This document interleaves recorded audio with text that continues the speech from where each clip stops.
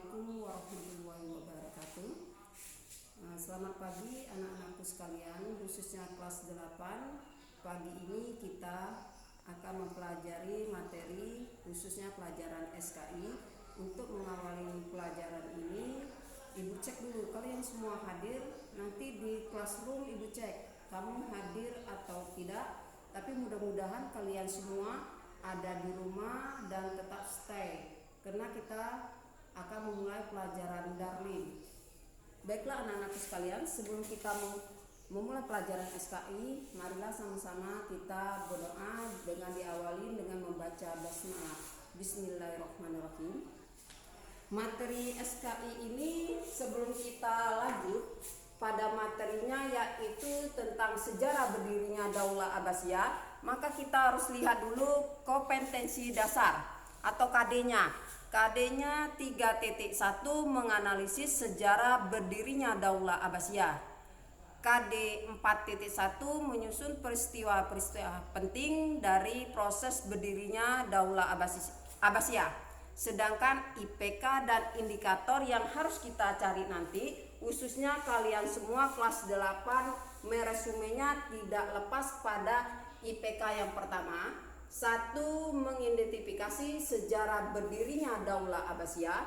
Yang kedua, menceritakan peristiwa penting proses berdirinya Daulah Abbasiyah. Nah, di situ Ibu kasih, di situ adalah peta konsepnya. Di peta konsep yang harus kamu pelajarin, 1. Tentang terbentuknya Abbasiyah. Yang kedua, faktor berakhirnya Daulah Umayyah. Yang ketiga, faktor pendukung berdirinya Daulah Abbasiyah. Sebelum kita lanjut ke materi kita tentang faktor berdirinya Daulah Umayyah, kita flashback ke masa lalu.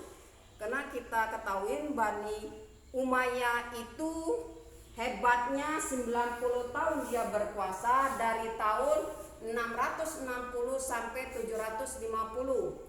Di situ berkuasa 90 tahun, maka Islam mengalami masa keemasan, yaitu masa kejayaan, yaitu di bidang keagamaan. Itulah hebatnya dinasti Bani Umayyah. Maka kita kembali lagi pada yang kedua, yaitu faktor berakhirnya Daulah Umayyah. Di situ akan terlihat faktor-faktor berakhirnya Bani Umayyah akan terlihat pada materi ini. Faktor pendukung terbentuknya Daulah Umayyah yang berkuasa tadi Ibu sebutkan 90 tahun. Sejarah mencatat gemilang yang sangat hebat. Terbentuknya disebabkan adanya sistem monarki absolut. Monarki absolut itu sangat hebat. Kemudian hebatnya lagi, dia memperjuangkan orang-orang Arab, khususnya Arab asli, itu Bani Umayyah. Kemudian di antara itu akan terlihat di sini. Mengapa terbentuknya Daulah Abbasiyah? Disebabkan beberapa faktor pendukung. 1. Perpecahan internal Daulah Umayyah dan kisruhnya politik dalam negeri. Di situ mengapa internal?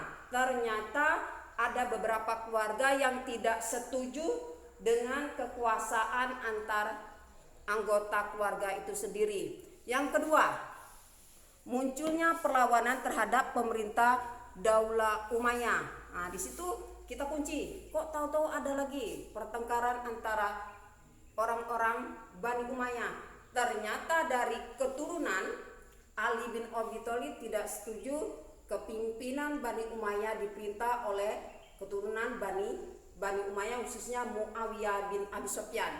Yang ketiga, perpecahan suku Arab Utara dan Arab Selatan. Nah, perlu kita ingat, perpecahan orang-orang Arab itu disebabkan apa? Pada masa Bani Umayyah akan terlihat hak istimewa terletak pada orang-orang yang ada di Madinah ataupun di Mekah. Karena mereka menganggap orang bangsawan itu hebat. Kemudian mereka orang Arab asli itu hebat, maka harus dijadikan anggota pada kerajaan Bani Umayyah. Yang keempat, kecewaan ulama dan tokoh agama. Nah, mengapa kok total kecewa tokoh agama dan ulama? Ternyata Bani Umayyah lebih mementingkan orang bangsawan yang memiliki ilmu yang lebih. Padahal ulama itulah salah satu untuk memajukan kota Damaskus, khususnya di dinasti Bani Umayyah. Kemudian yang kelima, wafatnya Khalifah Marwan bin Muhammad.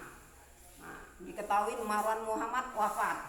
Ternyata tadi ada desakan dari keluarganya, maka dia tidak sanggup lagi membendung pemberontakan. Kemudian mereka suka hidup berpoya-poya, selalu mementingkan kehidupan keluarga daripada masyarakat, sehingga Marwan tidak tahan lagi atas pemberontakan yang dilakukan oleh Ali bin Abi Thalib, yaitu keturunannya Ali bin Muhammad.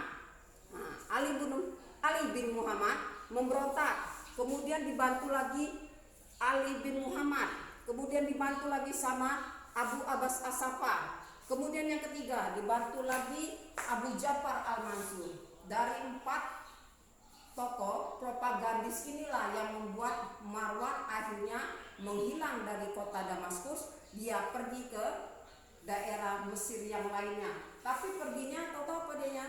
Kalau dia pergi ke Andalusia, ternyata dalam pelarian Marwan wafat. Maka saat itu pada tahun 750 berdirilah dinasti Abbasiyah.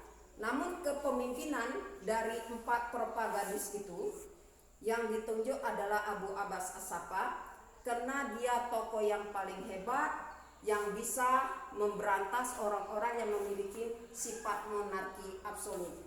Sedangkan Abu Ja'far tidak bisa, karena pengikut dari golongan semuanya mengakui keturunan dari Bani Hashim, yaitu orang-orang Syiah.